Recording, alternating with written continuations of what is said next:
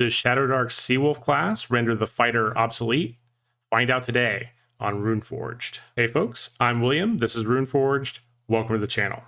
Today we're going to be taking a look at Shadowdark's Viking warrior analog known as the Seawolf from Cursed Scrolls 3, The Midnight Sun. I am very excited to dig into the Seawolf class as I love all things Viking, especially anything to do with Norse mythology. Also, make sure to stick around to the end of the video where I'll give my final thoughts on how the Seawolf class stacks up against the classic fighter class from Shadowdark. But without any further ado, let's get into it. All right, so I've got the Seawolf class pulled up here. I'm going to go ahead and read the flavor text for you. It says, seafaring raiders who prowl the isles for plunder in dragon-headed longboats.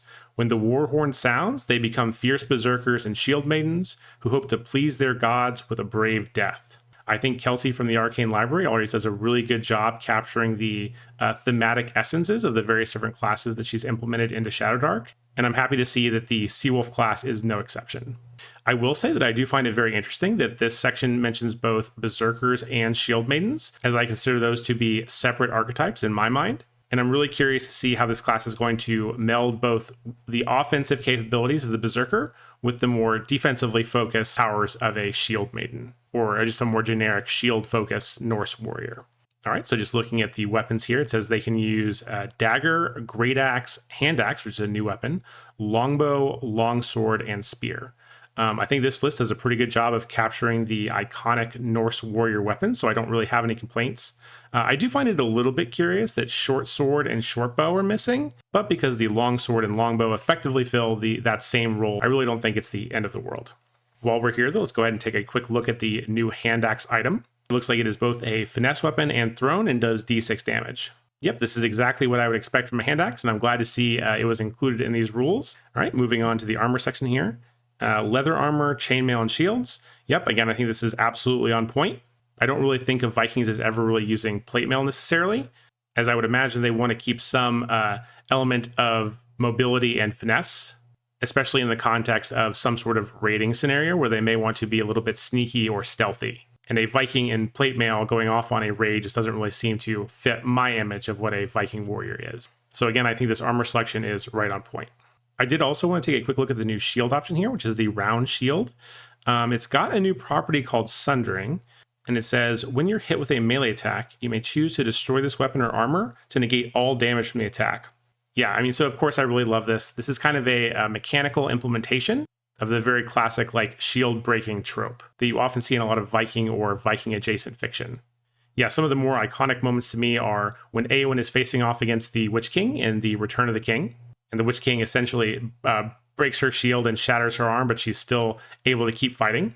And then, of course, there is also the iconic duel scene in the 13th Warrior, where one of the protagonists ends up shattering several different shields before ultimately coming out victorious. I guess minor spoilers for 13th Warrior, which has been out for a really long time. But if you do plan on playing some of the content in this Cursed Scroll and you haven't seen the 13th Warrior, I do recommend it, as I think it's a fantastic movie and might provide a lot of really good fodder for your campaign. But yeah, just to summarize, I do love the Sundering ability. Basically, I love it anytime you can take a really cool trope from fiction and give some mechanical weight to it. And I think that's exactly what's been done here. So yeah, A+, I really like this. I'm glad it was included. I did just want to pause a second to say that I hope that you are enjoying today's video. And if you are, please consider liking and subscribing to the channel. I will be doing a first impressions of the Seer class from this same Cursed Scroll entry in the very near future. So definitely be on the lookout for that. Okay, moving on here. We've got Seafarer. You have advantage on checks related to navigating and crewing boats. Yep, that checks out. I don't think there's a lot more to say about that. That's great. Old Gods. Each day, your purpose aligns with one of the old gods. Choose one of the below options after you complete a rest. You gain its benefits until you complete your next rest, okay? Odin. You gain 1d4 HP every time you kill an enemy. Okay, cool. Very thematic and on brand for a god of battle and death. So that checks out to me. Next, we've got Freya. You gain a luck token if you don't have one. Each time you use a luck token, add 1d6 to your roll. Again, I really like this. I think this is very cool and thematic. If I'm remembering correctly, Freya is a master of like a very particular brand of Norse magic. I think it's called Satyr. It's related to like seeing and manipulating fate. And I think that the way that this ability interacts with the luck token is, again, this really cool marriage of cool theming along with a powerful mechanical ability. So I really like that. And then lastly, we have Loki. You have advantage on checks to lie, sneak, and hide.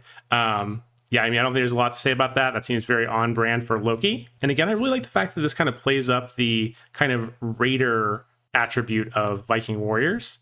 You know, they're not just good in like a straight up brawl, but they're also known for being a little bit more cunning and indirect. And I think that's reflected really well with the Loki old god mechanics. So very cool.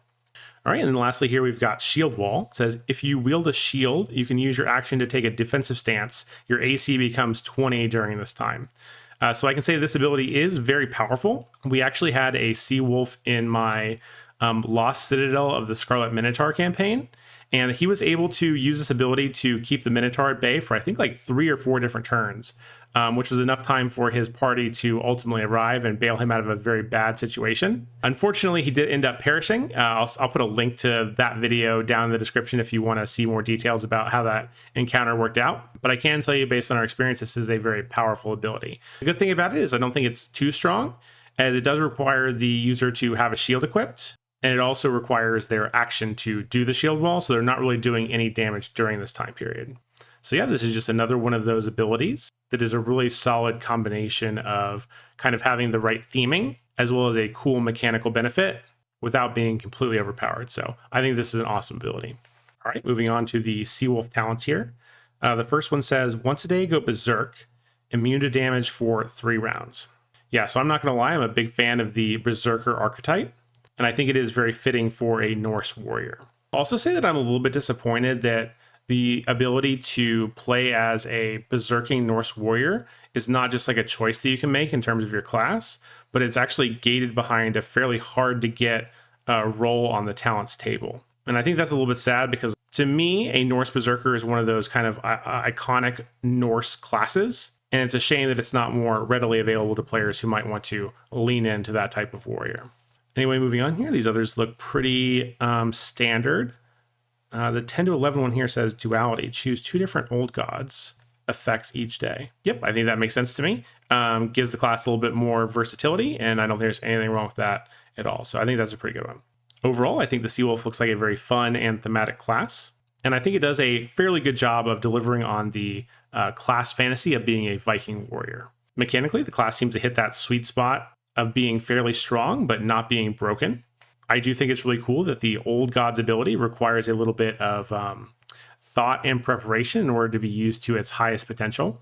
And I also like that Shield Wall is a very powerful ability, but it is also limited by the fact that the user needs to have a shield equipped and also needs to spend their action in order to do it. So they're not outputting a lot of damage at the same time that they are in kind of a defensive stance. So I think that's a good balance.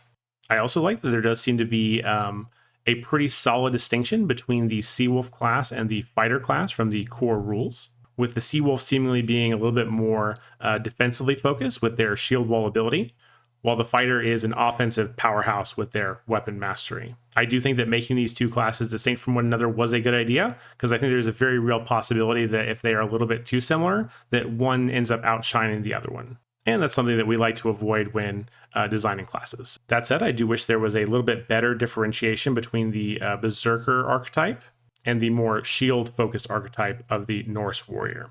That said, I am a little bit sad that the Berserker archetype is locked behind a pretty difficult to get talent role. And I also think that if I ever end up playing in this setting in the future, which I'd really like to do, I will almost certainly be creating some new classes around the Seawolf. I'll probably have a Berserker focused version, a Shield Maiden focused version, and then more of a generic Seawolf that is probably a good blend between offensive and defensive abilities. That said, despite those relatively minor grumbles, I do think that this is an awesome class, and I'd love to play one if I ever got the chance. But I'd love to hear what you think. How do you feel about the Seawolf? Do you wish the Berserker and more shield focused version of the class were separated? Or are you okay with having them be combined?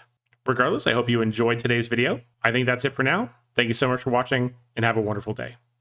Bye.